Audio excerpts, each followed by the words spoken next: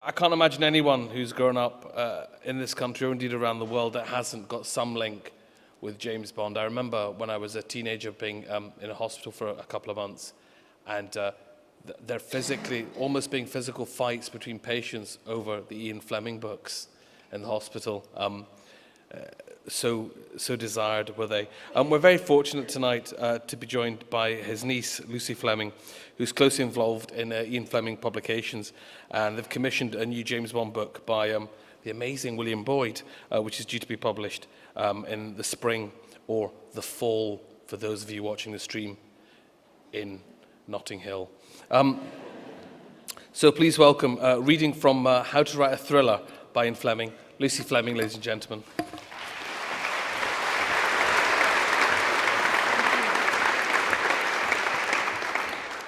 Hello. I feel a terrible fraud. Among all these wonderful writers, I haven't written anything. But I am related to people who have, and tonight from Uncle Ian, I'm going to read an extract from an article he wrote in the early 60s. This is an extract, not the full article. There is only one recipe for a bestseller, and it's a very simple one. You have to get the reader to turn the page. Nothing must be allowed to interfere with this essential dynamic of the thriller. You cannot linger too long over descriptive passages.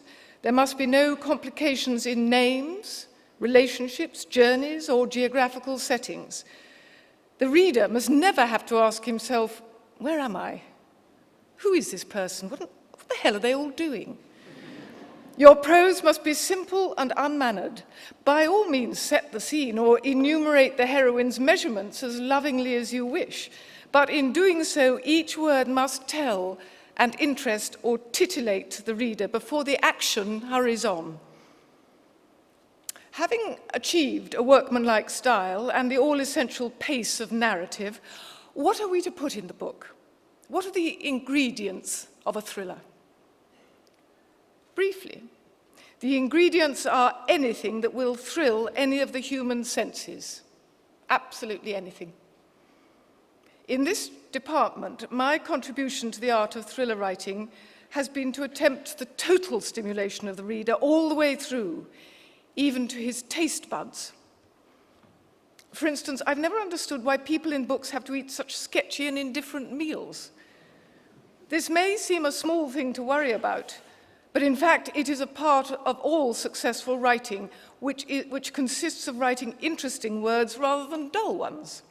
It is surely more stimulating to the reader's senses if, instead of writing, he made a hurried meal off the plat du jour, excellent cottage pie and vegetables followed by homemade trifle, you write, being instinctively mistrustful of all plat du jour, he ordered 4 fried eggs, cooked on both sides, hot buttered toast and a large cup of black coffee.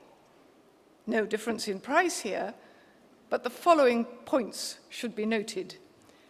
Firstly, we all prefer breakfast foods to the sort of food one usually gets at luncheon and dinner. Secondly, this is an independent character who knows what he wants and gets it. Thirdly, 4 fried eggs has the sound of a real man's meal, and in our imagination, a large cup of black coffee sits well on our taste buds after the rich, buttery sound of the fried eggs and the hot buttered toast. Personally, I'm not a gourmet. My own favorite food is scrambled eggs. In the original typescript of Live and Let Die, James Bond consumed scrambled eggs so often that a perceptive proofreader suggested that this rigid pattern of life must be becoming a security risk for Bond. If he was being followed, his pursuer would only have to go into restaurants and say, "Was there a man in here eating scrambled eggs?" to know whether he was on the right track or not. I think you will find that the sun is always shining in my books, a state of affairs which minutely lifts the spirit of the English reader. That most of the settings of my books take the reader to exciting places round the world. This pleases him and takes him out of his dull surroundings into a warmer, more colourful, more luxurious world. We then come to the final and supreme hurdle in the writing of a thriller. You must know thrilling things before you can write about them. My plots are fantastic, while being often based upon truth. They go wildly beyond the probable, but not, I think, beyond the possible. There are 3 strong incidents in my first book, Casino Royale, which carry it along, and they're all based on fact. I extracted them from my wartime memories of naval intelligence, dolled them up, attached a hero, a villain, and a heroine, and there was the book.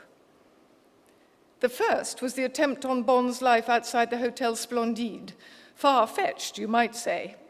In fact, this was the very method used in the Russian attempt on von Papen's life in Ankara in the middle of the war. The gambling scene grew in my mind from the following incident. I and the Director of Naval Intelligence, Admiral Godfrey, in plain clothes, were flying to Washington in 1941 for secret talks with the American Office of Naval Intelligence before America came into the war. Our seaplane touched down at Lisbon for an overnight stop, and our intelligence people there told us how it was crawling with German secret agents.